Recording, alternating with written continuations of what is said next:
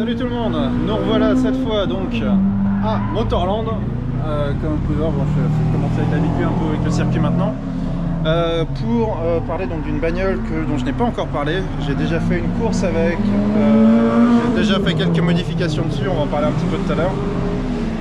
Et là voilà, c'est donc une NB VVTi de 2000, les toutes premières donc VVTi qui ont été produites au Japon.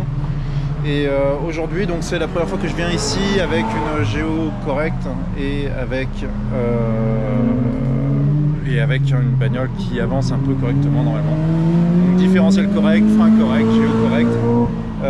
Je l'ai déjà roulé à la Roadster Cup en sachant que je me suis fait botter le cul par JC qui est capable de me pousser en ligne droite.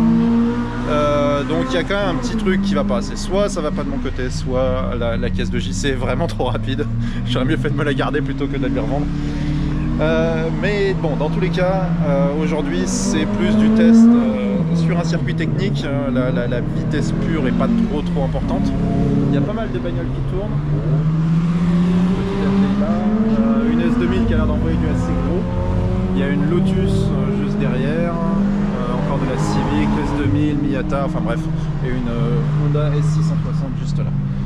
Donc voilà, bon, on va faire quelques tours pour tester un peu tout ça et on va voir ce que ça donne par rapport à la dernière fois. La dernière fois, donc je suis venu ici avec une Géo vraiment toute pourrie et les freins de base d'origine qu'il y avait dessus et enfin bref, ça allait pas des masses et j'ai quand même été rapide. Presque genre 0,5 secondes plus rapide qu'avec la noire, ce qui est beaucoup en sachant que les temps autour sur ce circuit sont de l'ordre de 50 secondes. J'ai fait 49,7 secondes avec celle-ci en testant, donc avec un setup complètement à la ramasse. Donc aujourd'hui on va voir si c'est un peu mieux. C'est les mêmes pneus que j'utilisais quand j'ai testé la dernière fois. Ce sont des Direza Z3 complètement finis qui ont passé plus d'1 an dehors. Mais au moins ce sont les mêmes pneus, c'était vraiment le but, une sorte de constance un peu entre les deux voitures. Donc entre les deux voitures et les deux sessions aussi que j'ai fait donc avec celle-là. Bon, on est parti, on installe tout ça et on voit ce que ça donne.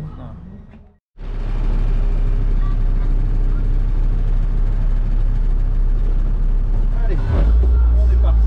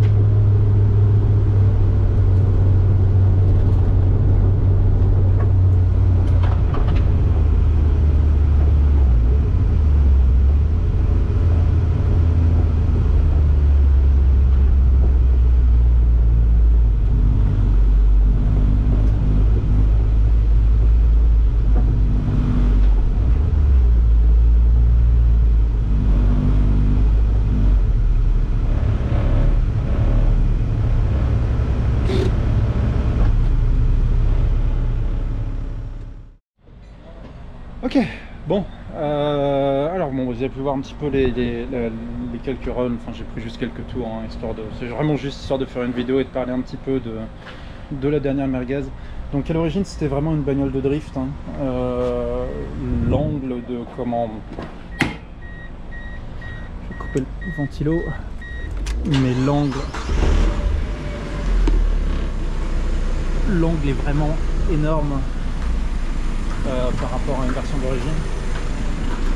Donc c'était définitivement une bagnole de drift aussi, elle a tapé un peu à l'arrière. J'ai changé les supports moteurs, donc c'est les vibrations en question. Donc elle a tapé ici, donc assez typique d'une... la portière un peu aussi. Typique dans deux types qui font du drift, hein, ils se tapent, c'est l'endroit où ils se tapent. Donc voilà, sinon globalement, bon bah comme on disait, les petits problèmes de puissance par rapport à celle de JC, ce qui n'est pas normal puisque JC a une bagnole, donc une NB1, j'ai une NB2, les NB1 n'ont pas de VVT et les NB2 en ont, ils sont censés avoir donc 13 ou 14 chevaux de plus, ce qui est quand même énorme. Et en ligne droite, comme je disais, il était capable de me tamponner le cul 2 à 3 fois dans la même ligne droite. Hein? No, no, it's fine, just leave it in the car. I never put the tape. Donc là, Katsuhiro va conduire et moi c'est fini pour la journée parce que je suis un peu fatigué. Donc voilà, globalement donc j'ai changé le différentiel. Aujourd'hui la piste est très chaude. Vraiment super chaude. Et c'est assez difficile de faire du temps. Ah fuck. Donc, yeah, it's fine, he knows it's me.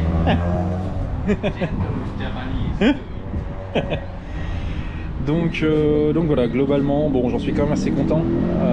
Elle est vraiment maniable. Là, il y avait une EK9 qui roulait, j'étais un poil plus rapide qu'elle.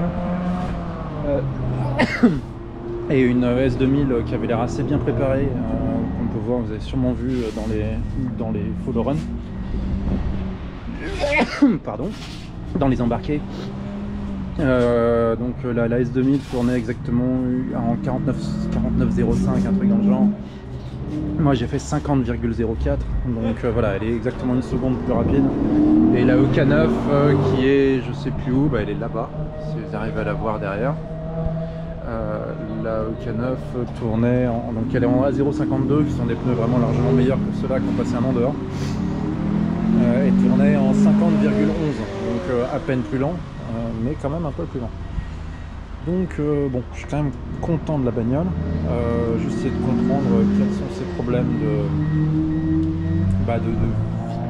vitesse pure en fait, d'accélération, de vitesse pure. Et voilà, donc il y a une autre course avec un invité mystère que vous verrez. Ça sera la semaine prochaine, hein. Ça arrive vite maintenant, c'est pas dimanche qui arrive, c'est le dimanche d'après à Centrale. Et je verrai un petit peu ce que ça change niveau en tour, si c'est un peu mieux maintenant. J'avais fait genre une 37,6 je crois, quelque chose comme ça, ce qui est vraiment en dessous de ce que cette voiture est censée faire. Donc voilà, maintenant elle avait un Torsen, maintenant elle a différentiel à disque. Elle est peut-être un poil plus rapide maintenant. On verra ça dimanche prochain. Bref, bon, c'était juste une petite vidéo comme ça. Vous pouvez admirer la beauté que Katsuhiro a conduit jusqu'ici. Une Kangoo automatique. Et il l'a fermée en plus. Putain, il ferme sa bagnole.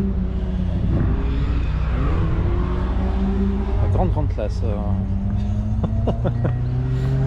Bref, on rentre, hein. Katsuhiro va rouler un petit peu, je vais faire quelques photos et puis voilà.